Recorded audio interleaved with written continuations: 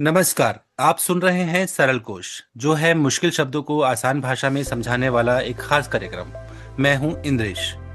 और मैं हूं सिद्धार्थ। सरल कोश में आज का शब्द है फाइनेंस कमीशन या वित्त आयोग। ये शब्द कभी ग्रामीण सुशासन की बातचीत में आता है, तो कभी आपने इसे ग्राम विकास से जुड़ी चर्चाओं के दौरान सुना होगा। वित्त आयोग एक संवैधानिक निकाय है। इसका गठन भारत के राष्ट्रपति करते हैं। संविधान में इसका जिक्र अनुच्छेद 280 में किया गया है।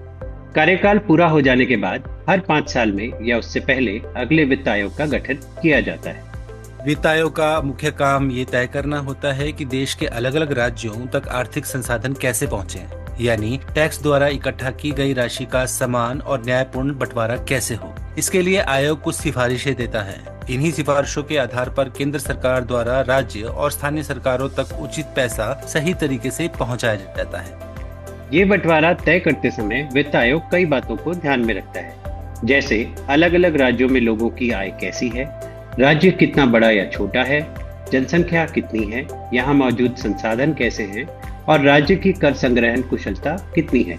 इन्हीं सब बातों को ध्यान में रखते हुए तय किया जाता है कि किस राज्य को कितना पैसा दिया जाएगा। बिल्कुल।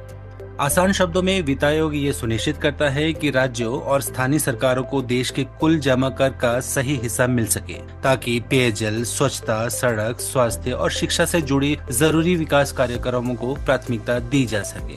वित्त आयोग कम संसाधनों वाले राज्यों के लिए विशेष अनुदान यानी ग्रांट की सिफारिश भी करता है। इसके अलावा ये भी तय करता है कि स्थानीय प्रशासनिक इकाइयों जैसे पंचायतों और नगर पालिकाओं के लिए संसाधनों का कितना आवंटन किया जाएगा।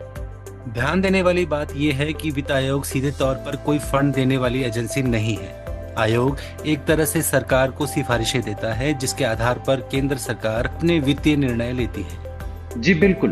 भले ही वित्त आयोग सीधे फंड न देता हो, लेकिन उसके फैसले देश के विकास की दिशा और प्राथमिकताओं को तय करने में महत्वपूर्ण भूमिका निभाते हैं। तो ये था आज का शब्द फाइनेंस कमीशन या वित्त आयोग। उम्मीद है कि अब आप वित्त आयोग के काम को समझ सकेंगे।